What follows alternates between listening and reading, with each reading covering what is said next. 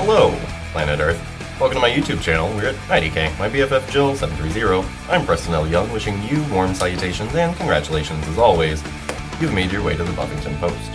Today I'll be continuing my Season 9 coverage of the Buffyverse with our fourth pit stop to talk about what's going on in the verse. This is going to include Willow Wonderland, Buffy 14 and 15 of Season 9, Spike A Dark Place, and Angel and Faith 15 of Season 9. And I was trying to think of a theme to kind of go with this, and what I kind of came up with was staking your claim in the Buffyverse. So, without further ado, let's do just that. One world, we're living in one world. We all in this together now. Uptown, I see a lot of brothers and sisters, young and old, living on the street. You and I, we get by, sharing the world no matter who we meet. Yeah. We all living in a world of many faces. Lots of people trying to find the right places. We all living in a world of many faces. One big family in the making. One world, we're living in one world. You got it going now. One world, we're living in. You and I, we looking to make it better now. One world, we're living in one world. You got it going now. This is the day when our dreams go forever. One world, one world. One world, we're living in one world. You got it going now. This is the day when our dreams go forever. One world, we're living in. So one thing I wanted to get kind of out of the way to start with is that Spike and Willow's books, what I've covered of them, they actually are not going to return to our main books, Angel and Faith and Buffy, until after Death and Consequences. Spike will pop up there after that's kind of wrapping up in Angel and Faith. And then in Buffy, Willow will not actually return to the book until like the end of Welcome to the Team. And so that's what's up. We will pick back up with them, but the reason I did it like this was because I knew that I wasn't going to be doing all of Spike's story, and I also wanted to kind of give Willow all 5 issues, and I kind of just structured this little arc around that. And it's really no big deal because Willow and Spike, they're all seriously doing their own things, which was why I found it to be more or less okay to kind of skip ahead with them and just catch back up when they get back in the mix. And so that's what's up with that. So I guess we'll start with Spike in Spike A Dark Place. This, as far as him staking his own claim, is really just about him deciding that he's not just Buffy's Dark Place. There's more to him, and there's more about himself that he can offer and that he needs to learn about himself before he goes trying to, being around Buffy and all that good stuff. He needed this space in his own book to really say, okay, I'm not just Buffy's dark side cheerleader guy. I can really go out and have people supporting me the way I try to support Buffy all the time, and really just get to a place where he can start to support himself and kind of understand what that's going to mean for himself. Again, we have the tie-in between Spike, and we've also got Pearl and Nash. They know each other, so it's kind of irrelevant.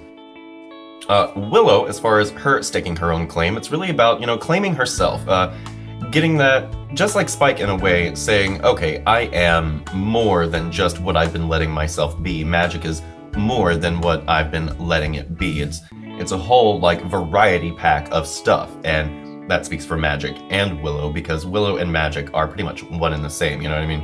And so, yeah, that's what Willow spent this arc doing. Everything with Alwyn and everything in Wonderland and with Rack, it's all just about Willow saying, I am who I am and I belong, with myself, all the different parts of myself, they belong together. That's how I make myself up. And Willow's return to the world is very good for her emotionally, because again, she very well may have hoarded all of this magic to herself, and it takes a while for her to kind of wake up, Willow, and realize that, again, magic isn't just this one or two things, it's everything.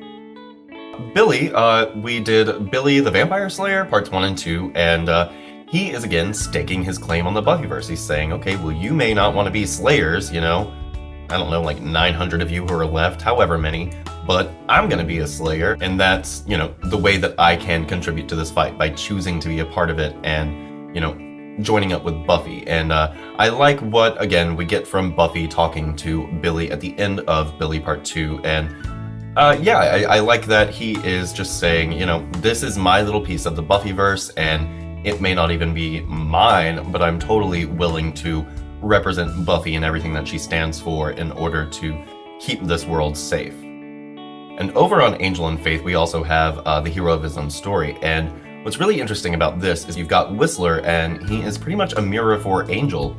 We've got Whistler, who wants to collect all of these magical items in order to reintroduce magic back into the world, and, you know, the consequences of this are going to be, you know, cataclysmic. It's not going to be a pretty picture, but it's going to hopefully bring about this balance that Whistler is kind of striving for. And at the same time, we've got Angel, who is also trying to collect these different magical items in order to bring about this balance, try and balance out his own woes. He wants to bring Giles back from the dead, and again, these consequences for this could be cataclysmic. Magic isn't, you know, here, even though Willow's about to bring it back for everybody, it's only where she is. And so what Angel's doing is really dangerous, and when you look at what Whistler's doing and what Angel's doing, neither of them are necessarily in the right. We root for Angel because, hello, he's Angel, but again, you can look at him and Whistler as doing the same thing ostensibly, but from very different sides of the spectrum. And we've got Pearl and Nash, who I think are really great mirrors for Faith and Nadira. Both of these sets of characters are kind of, you know, they've been fucked up by everything that happened with Twilight, as far as, you know, their parents dying. We've got Faith losing Giles. We have Pearl and Nash losing their mother, and that being, you know, Twilight's fault. And then we've also got Nadira, who, you know, is very much in the same way that Pearl and Nash are lashing out at Twilight. She's lashing out at Angel, and they all really complement one another. And Whistler, Pearl, and Nash are very much trying to stake their claim in the Buffyverse, to make a home for themselves, a place where they can exist comfortably and, you know, have a home to say, this is mine, this reflects my personal reality. And so that's all really neat. Another thing from the hero of his own story is, of course, that Alasdair has a history with Pearl and Nash, and so they're not going to be too pleased to see him either, because, hello, he helped to massacre their children. And of course, we will be dealing more with Faith and Nadira when we move into Death and Consequences, because, of course, Nadira just found out that Drusilla killed some Slayers, and that Angel and Faith were all playing together, and Faith has, of course, been keeping this from Nadira, so that's all going to be really good stuff. But, you know, I really like the idea that Whistler and Pearl and Nash are just kind of 2 steps away from being Angel, Faith, and Nadira, because everybody in this whole situation is just super fucked up, and it's not cute. And, you know, this pit stop's not going to be very long, because we really, the Willow and Spike stories are so self-contained, and the one Angel book that we did is so self-contained, and the Billy story is really kind of self-contained. We'll come back to San Francisco and get back with the crew, but, you know, the really weird part of this is, of course, where are Xander and Dawn? They've been backburnered all season long, and part of the reason that season 10 is kind of weird is because we do spend so much time away from Xander and Dawn, which is kind of the point of season 9, because we're going to turn around and realize, oh, remember how Dawn didn't have a face in Willow Wonderland? We need to fix that. So yeah, we've got, of course, the Dawn stuff coming, but not until the very end. And like I said, one of the issues with season 10 and the reason it feels so weird is because we do spend so much time away from Xander and Dawn, and so to put Xander so heavily in season 10 and have him, you know, all up in the mix and his own, like, psychological trauma and all this good stuff, it just feels a little weird, because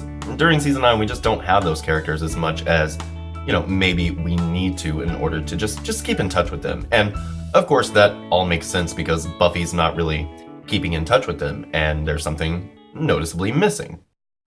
But that's pretty much all I've got for you guys today. I hope you're having a great 2016 so far, everybody. Please come right back here to the Buffington Post anytime for Buffy the Vampire Slayer reviews, Angel and Faith reviews, Buffyverse discussions on the other Slayers.